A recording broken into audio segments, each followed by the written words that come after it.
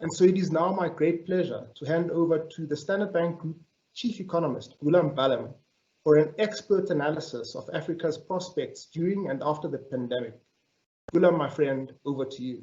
So thank you for those introductory remarks, for hosting this occasion, and always in your elegant, pleasant way, welcoming our clients. It's a celebration that amid the lockdown-related nature of our lives, that we could still assemble such a vast number of clients who would show interest in African affairs. And of course, in the ensuing days, we'll be well aware of the numerous policymakers, for instance, who continue to join us and will add color to this virtual gathering. In preparation for this presentation, I privately suggested to myself I would try not to use some phrases, some words that have really defined the last couple of months, and which probably are very well worn by now, such as unprecedented, such as the new normal, everything's changed, and perhaps epicenter. We seem to have a large number of epicenters in various places for various reasons. But I'm sure my discourse over the next 30 minutes or so will still be peppered with those words.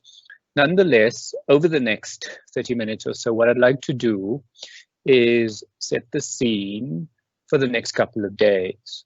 What I'd like to do over 4 installments is give you some sense of Africa's GDP performance and socioeconomic performance over the last 2 decades. I think it's relevant to the extent that it suggests what's at stake. It suggests what Africa can forsake, and what it can forsake is quite remarkable, which I will amplify on in a moment. The second element of my presentation is to focus on COVID-19 and the extent to which it has landed on the continent, and I'll just make some supplementary remarks with respect to existing vulnerabilities, admittedly with one vulnerability in particular. The third installment of my visit with you is to highlight, or at least give you some sense of our prognosis on GDP, and also highlighting the various transmission mechanisms that the dent to GDP this year will transmit through. And then lastly, deal with the responses that have been forthcoming with respect to this exogenous shock from both the public and the private sectors. So without further ado, what I'm going to do is enlist the help of some theater. So I'm calling up a presentation, and I hope I will be able to summon it with great ease, and that ease has suddenly been somewhat constrained. Bear with me, I'm trying to find the presentation and hope that it surfaces. So I'm guessing you can see what looks like sub-Saharan Africa amid COVID-19. So I'm going to move on from the heading and dive straight into the first exhibit. So by now, what you should be looking at is quite simply gross domestic product over the last 2 quarters. Seemingly very simple and unattractive exhibit. But I think there are a few very potent messages in this exhibit. And the first, I would argue, is that during the global financial crisis, you will notice how African GDP nearly hit a speed bump, whereas at least 60, probably 70% of the GDP producing world fell into recession. The African economy, sub-Saharan Africa as a region, nearly stuttered. And that was symptomatic of the increasing attachments to Asia, and particularly China, so-called South chords. So no doubt trading relationships with Asia have ballooned over the last 2 decades. In fact, we'd go so far as to suggest that today, Africa's trade with the BRIC nations surpasses that of trade with the G7. And so that explained why the GFC was relatively mild compared to the dent to most other parts of the world and even other emerging market economies. But there's also the reflection more latterly in the middle of the last decade, when the continent and the region stumbled a little bit more perceptibly. And of course, that coincided with the commodity shock, the Chinese shock, internal commodity shock, and that transmitted more menacingly to sub-Saharan Africa. Sometimes in lightheartedly would suggest that China is sub-Saharan Africa's subprime crisis. In other words, it's that umbilical cord which weighs heavily. That notwithstanding, it does appear that 2020 is going to bring quite a heavy guillotine down on growth and rendering a generally widespread recession. But what I also wanted to highlight in looking and viewing this exhibit, and which is not that obvious, is the enormous social welfare gains that have been made over the last 20 to 30 years. And just to list a few rather hurriedly, poverty has declined by roughly 1 percentage point per year over the last 2 decades, falling from around 60% to close to 40%. Still high, but it is falling meaningfully to the extent that GDP growth at around 5% has surpassed population growth. We also know, for instance, in the area of healthcare, there have been vast improvements. One metric of celebration is child mortality, having fallen from around 17% to around 7% more recently. And of course, that echoes other gains with regard to, say, tuberculosis, HIV/AIDS, and even malaria. Another cause for cheer is quite simply the number of kids, the number of children that attend primary school and high school. That has risen to around 3/4, still shy of a wholehearted ambition of all kids, but 3/4 of young children now attend primary school. That's up from 50% 25 years ago. Even girl children participation at school has improved markedly. I'll round up just the suggestions surrounding the gains over the last 2 decades by mentioning 25 years ago, 27 years ago, there were less than a handful of democracies. And of course, that has swelled so much more latterly. And then with that, I think it's useful to just go into the next exhibit. And while I've been quite cheerful thus far surrounding African growth, I think it's necessary that we at least bucket the African nations into at least 3 categories, because clearly there is some level of divergence. So the exhibit you're looking at now gives you some sense, for example, with regards to the oil economies. What we can clearly see is that oil economy growth has been volatile, but also has been on a descending channel over the last few decades. So lower highs, lower lows. And of course, will probably outperform in a negative sense the other pooled economies in 2020. If you look at the non-oil but still resource-rich economies line in this particular exhibit, and that's the gray line, it also gives you some sense of the volatility, not as piercing as that of oil economies, certainly less, but also some volatility, but a more enduringly lively growth from these economies.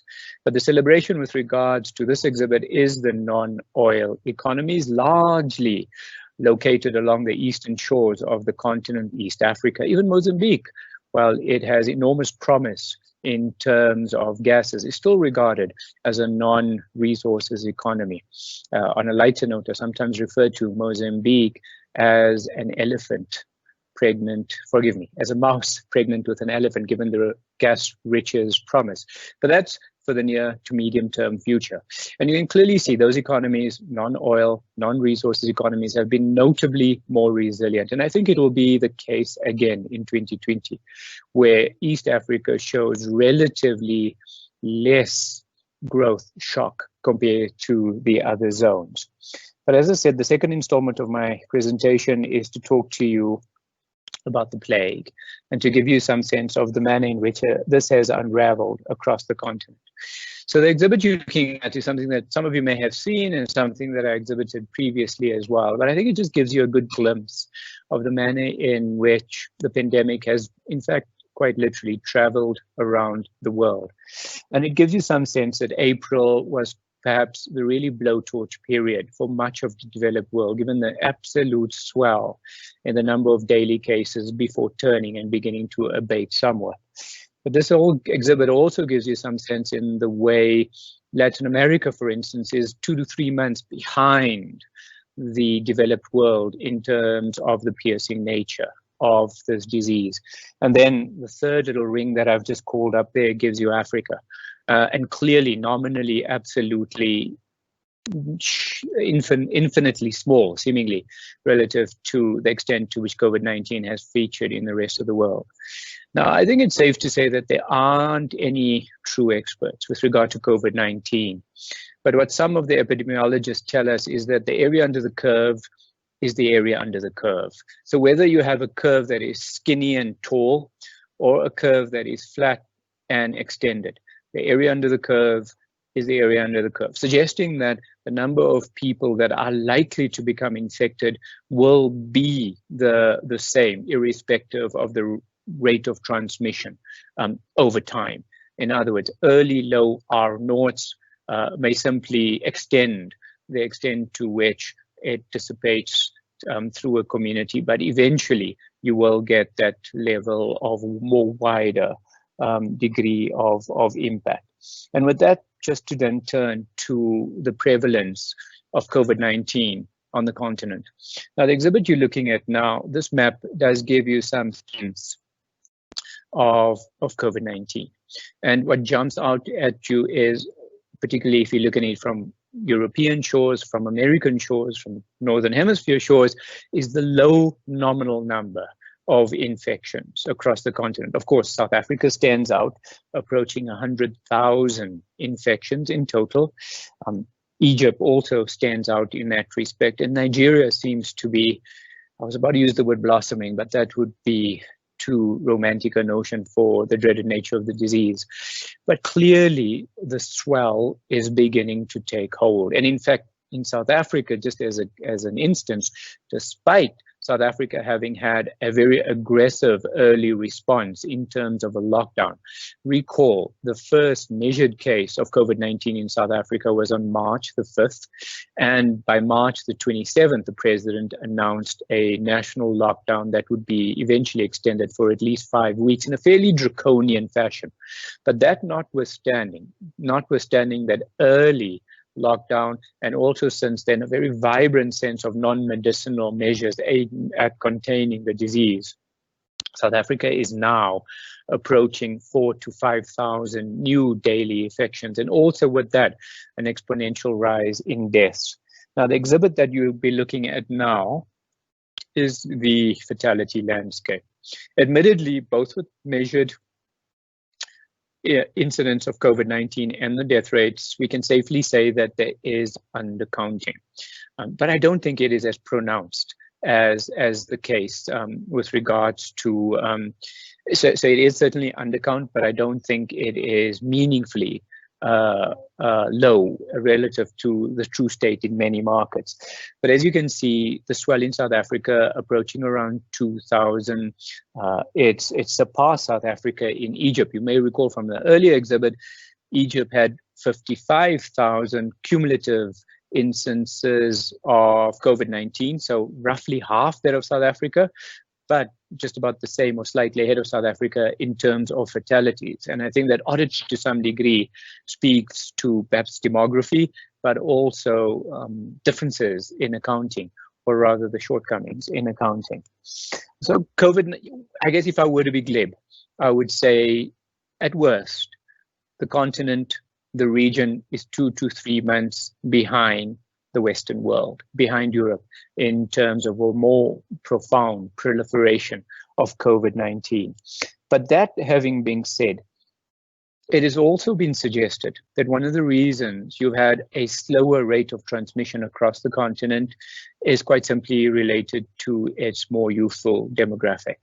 So this exhibit clearly gives you a sense of Africa's relatively youth distribution in terms of its population. Slightly more than half qualify within that narrower definition of youth within the less than 20 years of age. In fact, a little less than 5% of Africa's population is over 60 years of age. And so with a median age of around 19 in sub-Saharan Africa, it's more than 30 in Asia, it's about 42, 43 in Europe. That low median age can potentially speak to a greater level of fortification in terms of COVID-19. And that youthfulness, at least from what we understand in these early days of COVID-19, is that there is lower level of transmission amongst younger people, and younger people tend to be relatively immune to the harshness of the disease. And to that extent, as I suggested, it may provide some degree of very meaningful fortification, and to some degree may also explain why the level of R0 has been low. The level of transmission has been fairly low on the continent thus far. I also mentioned that in this installment, I'll talk about vulnerabilities that predated COVID-19. And the one that I specifically want to talk about, and is one that we will engage with more piercingly as we talk to policymakers over the next couple of days, is public sector indebtedness. So if you look at this particular exhibit, you notice how, for example, oil exporters' interest service payments, debt service payments as a proportion of revenues has surged almost 5-fold in just a decade, from around 4% as a share of revenues to roughly 20%. With regard to sub-Saharan Africa more generally, it's doubled in just a space of a decade. And of course, the hit to GDP, the hit to the denominator only swelled the debt metrics so much more. And of course, GDP in itself, to the extent that it is either going to be in decline or outright contraction, will speak to diminished revenues flowing to the state. And that's over and above the fact that some levels of tax relief have been afforded by some regimes. So the overall debt metrics are going to look incredibly unattractive over the near to medium term, speaking to heightening levels of debt service vulnerability, particularly in the absence of the inability to gain access to foreign capital markets. And just rounding up this thesis very, very quickly, this exhibit gives you some sense of the planned issuance this year and the redemptions in the subsequent years. On a slightly more comforting note, in the immediate near term, the immediate near years, redemptions are relatively low compared to the pickup more in the midpoint of this decade. But it'll be incredibly hard for that planned issuance to take off this year. As a side, what we do note is that while it may be difficult for sovereigns to be, increasingly entering the Eurobond market with much ease, or at least relative ease as they have in the recent past, we do note that foreign interest outside of Africa, interest for African corporate bonds has seemingly been healthy. So early indications are that some of that flow that otherwise would have traveled to sovereigns may find itself finding void, that void being planned potentially with regard to corporate issuance. And of course, the nature of the conference which we're hosting will involve engagement with a number of African corporates who obviously participate in hard currency debt markets. So now turning to the third installment, and here I won't linger at great length, the impact on GDP. And here we've profiled it in various buckets. On the extreme left is sub-Saharan Africa. And just to give you some sense of how to interpret this exhibit, so that green turquoise bar represents 2019 GDP. So we anticipated, or at least estimate, that GDP last year was 2.9%. The star in that particular column reflects the consensus GDP growth for 2020 as it would have been in January. So quite clearly expectations were around 4% GDP growth for 2020 in terms of the market vibe. More recently, and quite clearly as a function of the piercing nature of the disease, we're looking at a 4% contraction in sub-Saharan Africa GDP this calendar year. And if we distribute it to the various pools of economies, the oil exporters are menacingly ahead. So if you look and you were to judge the switch from the earlier expectations of roughly 2.5% GDP growth for the oil exporters, all the way to a contraction of minus 6%, speaks to an 8.5 percentage point switch in terms of the consensus expectations. Mammoth in this is where I would choose to use the word unprecedented. The non-oil but still resource-rich economies also experiencing a meaningful shift from earlier consensus and also relative to 2019 GDP expectations. The non-resource intensive economies, and here again we make note of East Africa, these would seem to potentially have on the cards the least relative hit to their GDP, and early indications with regards to, say, the Kenyan economy or even the Ugandan economy, that this can come to pass. But we may see a smidgen of positive growth during 2020 from these nations. And then just bucketing those tourist-dependent economies, and really in this particular instance, we highlight those acutely monopoly tourist-dependent economies. And at the bottom of this particular exhibit, I've highlighted the economies that we're referencing just for the fullness of it. And as you can see, these economies are on course for a more than 10 percentage point switch in growth relative to January expectations for the unfolding year. The channels of transmission are numerous. I'm going to list several of them on this particular exhibit, but I'm not going to be dwelling on them at great length. But just to highlight a few, or at least to provide cursory thoughts on a few. So an aggregate demand shock mating with a supply shock. This really is the nature of COVID-19 to the extent that it is going to harm the export dynamic of the African continent. We estimate that the total damage to sub-Saharan Africa GDP can probably be divided more comprehensively into three parts. The first would be the damage from weaker export markets and the interruption to supply chains. And we think that will account for about a third of the overall damage to GDP. The second element of dent would come from dormant local markets. So shutting down local markets, whether it is a state of emergency in Namibia, a state of disaster in South Africa, curfews in Nairobi and Uganda and South Africa, these local responses, we think will account for about half of the total subtraction to GDP. And then the remaining roughly 15% in an aggregated sub-Saharan Africa perspective will emanate from weakness in the oil economies, Nigeria and Angola, which are substantial economies in their own right. Nigeria being larger than South Africa in GDP, Angola being about a third the size of South Africa's economy, GDP measure, of course, as I've just highlighted. So that those economies and other oil economies' weakness will, as I say, account for perhaps about 15% of the overall sub-Saharan Africa damage. Financial instability would potentially have been another risk to markets, but central banks have acted very, very quickly in attempting to prevent what was an exogenous shock, denting local demand, but at the same time morphing into a balance sheet shock for banks, for example. We anticipate a reduction in foreign direct investment. And already, for example, if you look at a market like Nigeria, we've seen that foreign portfolio flows into or foreign holding of Nigerian financial assets has declined by more than 40% this year so far, as a function of COVID-19. And of course, the real economy investments too will also be dented in due course. We think lower productivity, schools closure, of course, is damaging. And the reason I listed schools closure and linking to my very opening remarks, where I said to you that it has been Herculean in the gains that we've been able to enjoy with just simply kids attending school. One of the worries we have, particularly as a bank operating in many African markets, is that if schools are locked down, closed for an enduring period of time, it may be the case that some kids just don't return to school.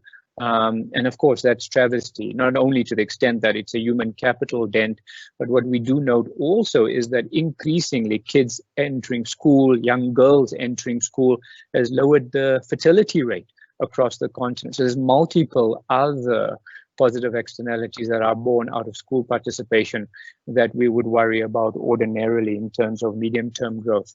Reduced tax, I mentioned it earlier on, so I won't linger at great length. Just to say, 20 years ago, the average tax take to GDP was around 18%. tax as a ratio of GDP. It has climbed to 22, 23% of GDP in some markets, and that's likely to subside over the near term. Reduced liquidity and liquidity constraints were a feature in many markets even prior to COVID-19. Reduced household income, I mentioned that as a very significant feature, accounting for about half of it.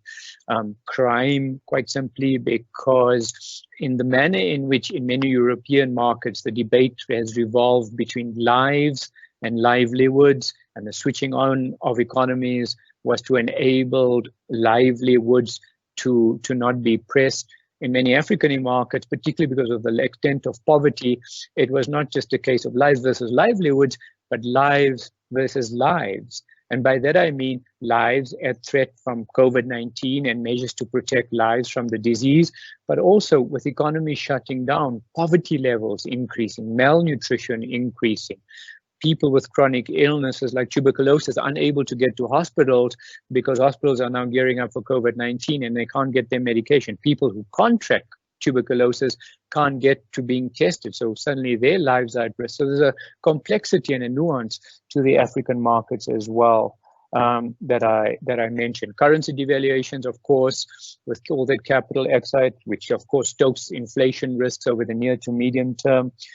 Credit downgrades are brought to the fore, and commodity prices. So if you haven't already slit your wrists after this long list, then I failed hopelessly to do so. But I guess there is also room for some degree of optimism, some degree of structural reforms that may be born out of this, some degree of policy sanity where it has been less obvious, or where there's been policy inertia in some markets. So let me talk a little bit about the responses.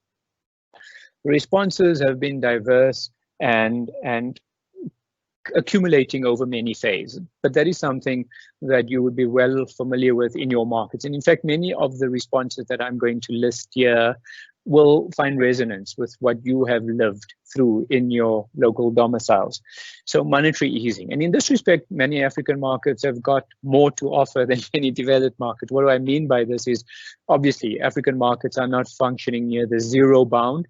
So the capacity to lower rates as a cushion, clearly not a silver bullet, but as a meaningful source of stabilization has been swiftly enacted, whether it is in South Africa, where rates are at lows unfamiliar to many a modern practitioner. Uganda, for example, has front-loaded rates cuts as well, and in many other markets as well. And so the need for, say, more exotic quantitative easing or other, what some would refer as unorthodox policy measures after a decade, they're probably the orthodoxy rather than unorthodox. But monetary policy has been a meaningful instrument, and as I say, more in interest rate cuts, the depth of it, than has been prevalent in developed markets for obvious reasons. But fiscal stimulus is where the markets fall short, and typically 2 to 3, sometimes 4% of GDP in the extent of fiscal stimulus. But sometimes there's also had to be creativity. In other words, bank loan guarantees as part of the overall stabilization package have been the order of the day. And just to maybe give you one case study very quickly, in South Africa, despite a headline suggestion of 500 billion rand worth of fiscal stimulus, equivalent to around 5% of GDP, but baked into that particular package was approximately 200 billion rand of suggested bank guarantees, which have started to get off the ground. So there have had to be other transmission mechanisms, admittedly, under the faux headline of fiscal responses that have been to be incorporated into African responses, quite simply because of the initial and ongoing precariousness of fiscal health. DFIs have come to the fore and have had to come to the fore, and the African Development Bank with multi-billion rand facility in order $3 billion has been also to the forefront. Reliance on the IMF have also helped to bolster reserve. We've seen, for example, in Nigeria, after reserve has fallen precipitously in recent months, IMF, RFI money have helped to more recently bolster reserves. And of course, that is being replicated in a variety of markets. Big business and philanthropic organizations have come to the fore very vibrantly. So whether it is Alika Dangote and the Nigerian Business Forum that have been active in providing a private sector response in concert with the state, or Business for South Africa in South Africa that have been co-opted as part of a meaningful response. That degree of endeavor has been meaningful. Solidarity funds, I'm crudely going to refer to it as crowdfunding. These have also been a feature of African markets. Banks have been at the forefront, and the way central banks, the way monetary authorities, banks have also looked to their GFC playbook and have been far more quicker in actioning on items that were part of that era's response, only with, of course, swifter resolve on this occasion. Perhaps I'm fiddling with this particular remark. Some firms have refocused on production items, so apparel firms switching to PPE, switching to mask making, and so forth. There's been some degree of innovation to be able to skew local production. But of course, this has been in the realm of a rounding error. It hasn't been sufficient. But at the outset, I mentioned it, we've gone through a phased dynamic. And by a phased dynamic, early stabilization, lockdowns, lives in preference to livelihoods, to put it crudely. More latterly, a recognition quite simply, and perhaps not a very vocalized sense of appreciation, that the market economy is unsurpassed in its capacity to create jobs, in its capacity to generate incomes. And I think there are very few markets anywhere that are going to revert to the type of national heart lockdowns that may have been the feature of societies in the March-April period. Now, perhaps more hotspot focused, but with a heightened emphasis on non-medicinal interventions to not fully believe that the disease can be carved out of a particular society, but for effectively suppressing the rate of community transmission will probably become the mainstay mechanism of Africa's engagement with COVID-19 over the near to medium term. But with the remark that I've just engaged on this particular slide, it's to highlight quite simply, whereas public policy dominated at the outset, autocratic instructions from the state on how society must organize themselves, what I refer to as the top-down approach, has in fact evolved to a situation where it's more bottom-up right now. In other words, the devolution of protocols, or at least protocols born out of corporates and businesses, suggesting to government that this is how they would operate, and this bottom-up approach has therefore allowed in many markets for a switch on from harsher levels of containment to relatively less harsh levels of lockdown, quite simply, as I say, because of a more constructive bottom-up microeconomic firm level response with their protocols, rather than necessarily simply subscribing to state-led initiatives. And I think that has been the most meaningful evolution over the recent past in some of the markets that have been played relatively easier, relatively more substantially. And so to bring to conclusion my final remarks, COVID-19 quite clearly will be menacing for the continent in a manifest way. To some degree, and I say this with empathy, the evidence of its potential menace in nations such as Spain and Italy, and its graphic nature perhaps heralded the early lockdowns, the preemptive shutdowns by many African nations, and therefore allowed for an occasion not to necessarily ready their health systems, but to be able to plan for the non-medicinal interventions. And I highlight there's just so much of readiness that could have been enacted. So for example, if you look at a typical sub-Saharan African country, it has 25 doctors for every 100,000 population. And that contrasts with 300 doctors for every 100,000 citizens in an OECD an economy. And it is similarly dire with regard to, for example, ICU beds.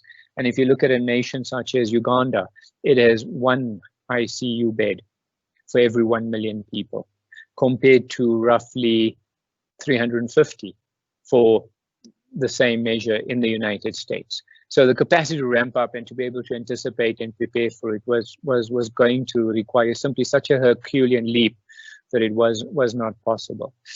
That notwithstanding, we would argue that while there was much celebration of the re-emergence of the state as a function of COVID-19 and potentially the dominance of the state in ensuing quarters and years, our sense is that will prove fleeting in many African economies.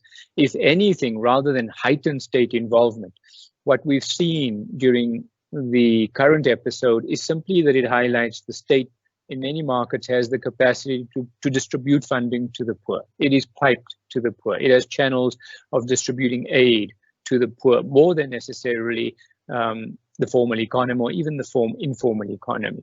And as I said, the perhaps less subtle recognition of the private sector's role in its ability to generate jobs and incomes is increasingly beginning to emerge.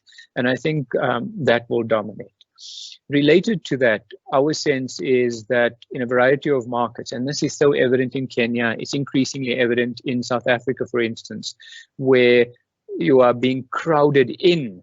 The private sector is being crowded in quite simply because of the fiscal sparseness of government's coffers, and quite simply with more strained public finances, with the balance sheet monopoly now residing in the private sector, the crowding in of the private sector to deliver on public sector goods, on public goods, will probably increase and come more to the fore.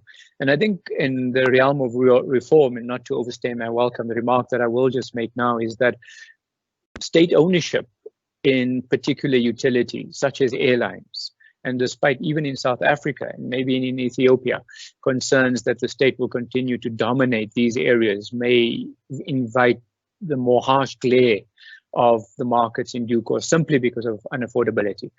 I have more to say, but I won't.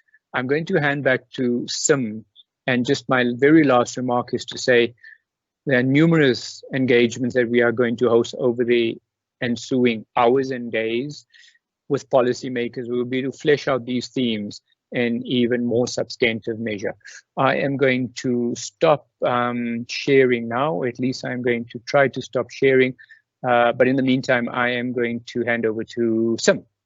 Many thanks, Goolam. That was a tour de force, as we've come to expect from you. Thank you very much. Undoubtedly.